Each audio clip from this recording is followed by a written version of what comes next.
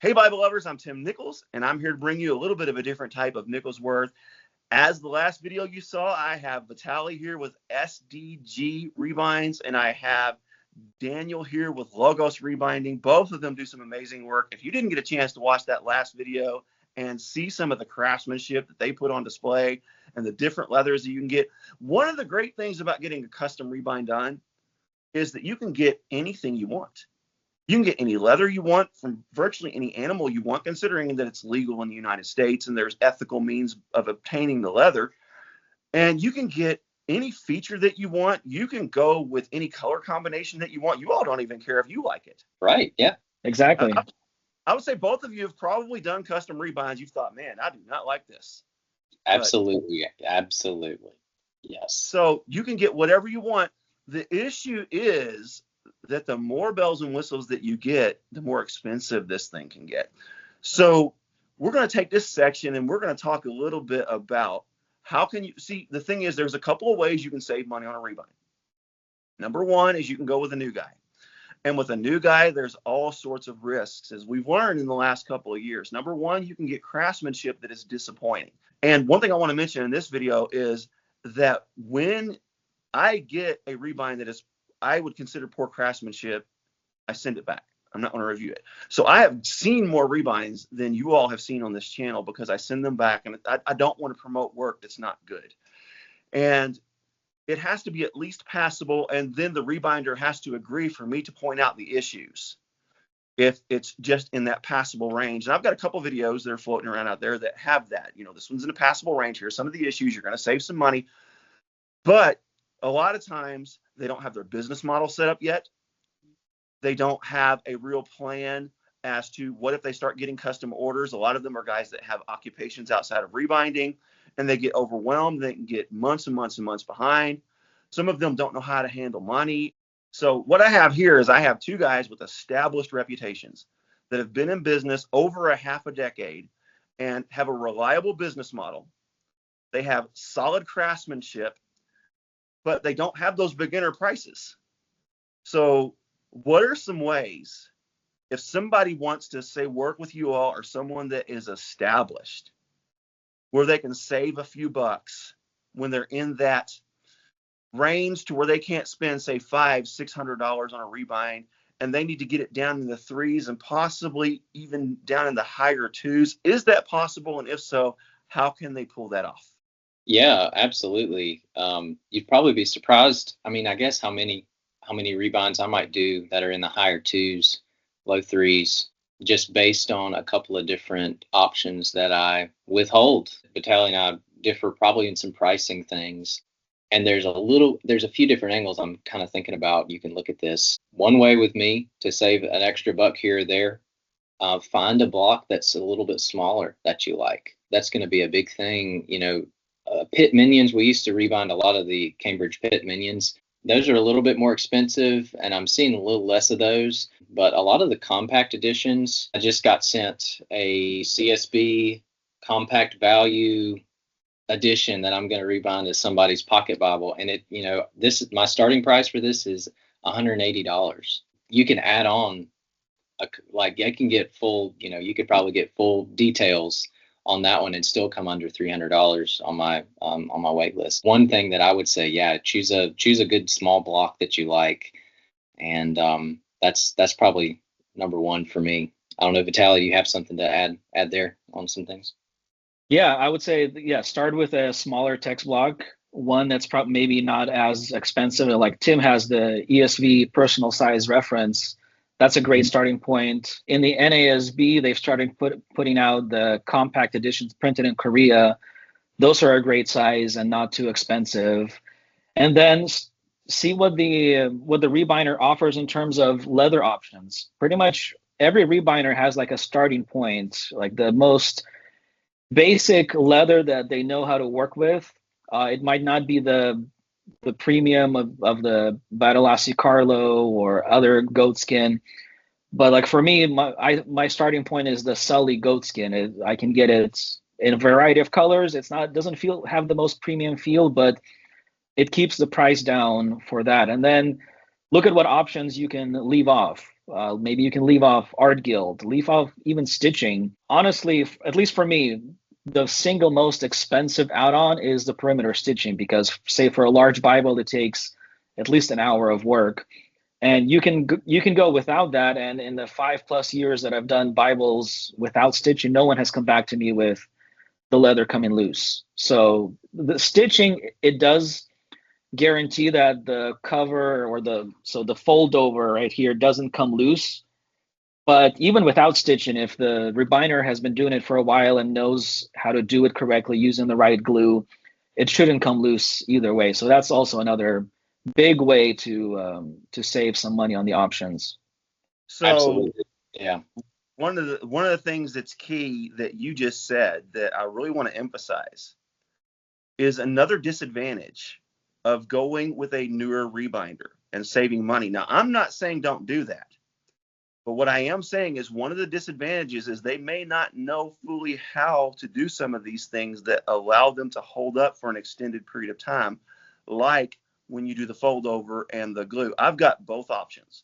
I've got some with perimeter stitching, I've got some without, and I've always used experienced rebinders with that method, and I've never had an issue with it coming unglued. Because one thing that people need to keep in mind is you don't stitch this edgeline tab. There's no thread work there, but it hardly ever breaks. And that's because the PVA glue, the bookbinding glue that you all use, it's what it's made for. That's its purpose, and it holds up really well. So generally speaking, you're never going to have that come undone. And in the one instance where I did actually have it come undone, it was from a newer rebinder, and he immediately send it back to me and I'll fix it. Mm-hmm. So generally a good solid quality rebinder is going to stand behind their work and often offer to fix it if it does come undone. So you kind of have that measure of security as well. Yeah, the Sully goatskin, I have got 2 Sully goatskin Bibles, and I know people hate on Sully. People talk that junk about Sully, but I actually like it. Yes, it looks a little more stock. Yes, it looks a little bit more like something you could buy from an Allen or from a Skylar, but those are still high-end Bibles. You're not getting this leather from, say, a Premier Collection. You're not getting this leather from your standard mass-produced Bible publishers. This is still a very elite leather, in my opinion. And the variety of color options that you can get. I mean, even in Sully, you can get that color-changing chameleon stuff. Yeah, your leather choice matters. If you want that high-end leather, you're going to pay in that high-end price. But from what I hear you all saying, is one of the biggest expenses is stitching when it comes to the upgrade. And these cowhides that you all work with, the Badalassi Carlo, the Pueblo, these different Badalassi leathers, those things tool beautifully. And I mean beautifully. So you just do a nice little tool line on that perimeter rather than a stitch work, and you save some money. And I'm telling you, it looks absolutely fantastic. This is Badalassi Pueblo, and this does not have the edge stitching there. And look at that. That is gorgeous. I do not miss the stitch work here. And I was able to save money on this rebind, because this is one I bought. I was able to save money on this rebind because I didn't go with the stitch work. And that is gorgeous. So you can even do maybe a little bit of an upgrade in leather, and just forego some bells and whistles like this one. It doesn't have the gilt line. I don't miss it. That's still beautiful. So that's a couple ways you can save money. So number one, if you want a little more bells and whistles, probably go with a Sully. Then you can save some money on the leather.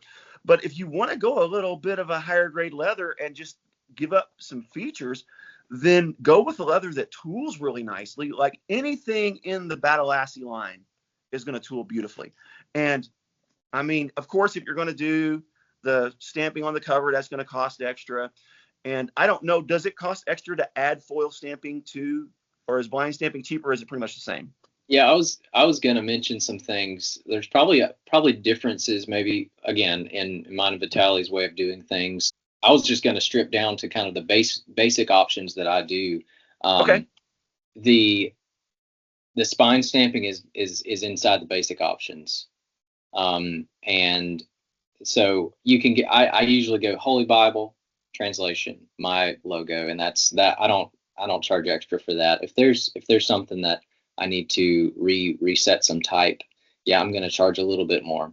The 3 Beresford ribbons, if there's more than 3, I'll charge a little extra for that. And then obviously an edgeline rebind, semi-yap is kind of the basic option for me. If I go up full yap, it's more leather. I'm going to charge a little bit more for that. So those are some of those basic things. But for stamping, I've honestly kind of gotten to the point, if I'm just putting a symbol on, one symbol, something like that, I don't really charge extra for that either. So kind of keeping all that in perspective. But yeah, on the stitching thing, there's a lot of rebinders out there. Birdbound, Jacob at Reformed Rebound, ET with Rex. Honestly, the majority of the Bibles they do are not with stitching, and that's they do such a good job. And maybe I would say the vast majority of mine have perimeter stitching, and it's something that's, I would probably categorize as aesthetic. It is an aesthetic choice, but it also adds probably some greater life to that fold over, as Vital was mentioning earlier. So it is aesthetic, but it's also somewhere not. So yeah. But I've had this one for years, and I have beat this thing up. Yeah. It is no worse for wear. I had this thing. Funny story. Are y'all ready for a little insider info on this one? Talking about the gamble of going with newer rebinders, I went with a newer speckle guy on this block, and he ravaged it. It was terrible. And I actually had to have ET rebind this one. Sent him another block, and he rebound it. And it survived that whole process without any perimeter stitching. So, yeah, there is an extra layer of security, but it's kind of like when you have 2 deadbolts on your door. One of them will probably that's a good analogy. Yeah, mm-hmm. I like that. One of them will probably get the job done for the rest of your life.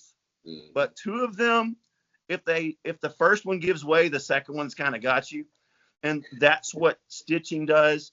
And I mean, this thing has taken a beating and really survived the test of time. So I have confidence that 90% of Bibles are going to survive the test without perimeter stitching. And if you want that extra layer of protection, then it can be there, but there is an upcharge. So the leather choices that you make. Also, if you provide the block yourself, sometimes that can drive the price down. When you want the rebinder to provide the block, they don't have a block ferry that just drops them off at their house. They have to purchase those, and that can save you a little bit of money and a little less yap. That's something I've never even thought about. See, y'all, I save money on rebinds because I don't like that whole full yap thing. A little bit. It's growing on. Yeah, it's not a significant amount, but a little bit, and every little choice matters. So just say, I'm going to just skip on the art gilding. I'm going to skip on the perimeter stitching. I'm going to go with a little bit of less yap, and I'm going to pick a smaller Bible. And you can knock a lot of money off of that price, and then no perimeter gilt line. And there you have it. And if you want to go with a little bit of a larger Bible, or you want to go with a little bit of a higher end leather, then there's other ways that you can save money through less bells and whistles and less options. But if you want to get one for the lowest price, smaller Bible, fewer options, and then you want to go with that Sully leather, I'm telling y'all, that hate for Sully leather ain't fair, y'all. It's really, really good stuff. I've had 2 of, as a matter of fact, I've got 1 Sully leather with perimeter stitching, and I've got 1 Sully leather without perimeter stitching. Both of them are beautiful and great work. So really thankful for all the different options that I've been able to see. I'm also thankful to be able to provide videos like this where people can make educated choices on their Bible rebinds, and to really get to talk to 2 amazing craftsmen that I've worked with on more than one occasion, and just really see their work improve over time. Because Daniel, I saw some of your super early stuff. As a matter of fact, my college and career pastor still has that very first rebind you did for me. I think you were well under 100 at that point. Yeah. And dude, that thing is still rocking and rolling. And I've made a video. I'll put that video on the end screen as well, where the one that took the absolute beating. And then at the bottom of the end screen, I'll put my review of this bad boy on there so that you can check out all their work that I've seen so far. Another detail about getting a rebind at a lower price. This might be a bit out of the ordinary, but be on the lookout for rebinds that are being resold. Yeah, I know it's weird. I've seen my rebinds being resold, and Daniel has the same. And my reaction is I don't feel bad for it or anything like that. I'm like, oh, that's too bad that the guy didn't like it or something. I'm not judging. I don't know the details. Maybe people just hit hard times and they need to sell or something. They've changed their mind or they've changed translation. I don't know. People have all sorts of reasons for selling their Bibles. And usually when I look at the prices, I know how much they've paid for it for the custom rebind. And I've seen rebinds being resold without much use for at least $100 off. Yeah. And so it might not be exactly what you like in terms of the color, but that's also an option. And some people have asked me about it, like, do you feel bad that people are selling your Bibles? And I'm like, I look at it in a positive. It's just another new person who gets to hold one of my rebinds. Spread the love for rebinding, and hopefully I'll gain another customer. And I've had that happen where people say, hey, I bought one of your rebinds secondhand. I love the work. Now I want to really spend to get exactly what I like. And so join those Bible group pages where those Bibles are being resold. Be on the lookout for that. Maybe there's a certain rebinder that you really like. Just keep searching, keep seeing what comes up. Every once in a while you have that. Follow the rebinders. They do sales. They have boo-boo rebinds, as you said. I have one that I'm working on right now, an ESV personal size, and in the cleaning up of the spine, I messed up the gilt on it. So that's going to be discounted for sure. And if you're okay with that, that's another way, basically save money from our mistakes. We're not perfect. Right. We mess up stitching or the tool line or the stamping sometimes is a bit off, or the leather just doesn't take gold foil that easily. And I mean, if it's a subpar product, we're not going to sell it at a premium. And so, yeah, just those are other options to save some money on a rebind. Yeah. Absolutely. And another thing is sometimes you'll have a particular stock Bible that you just can't move, and you'll just drop the price a little bit just to get it moving. So check the Facebook page of the particular rebinder whenever they're selling. Just kind of check and see how that's going. If it's a little bit out of your price range, wait a little bit and see if they don't drop the price a little bit. Anyhow, this was pretty awesome. Got to see some amazing Bibles and really got to be able to talk about how to save you some cash, which is really ultimately one of my goals, is to help you get a Bible that's within your budget. And then if you're a person that's been saving for a while and you want to spend north of $500, then you can get all the bells and whistles, pick out a really nice big Bible, and do all the extras that you want to do and pick whatever leather that you want. But this is pretty awesome. God bless you all. Keep calm. Jesus on. This is definitely a bit more than a nickel's worth today.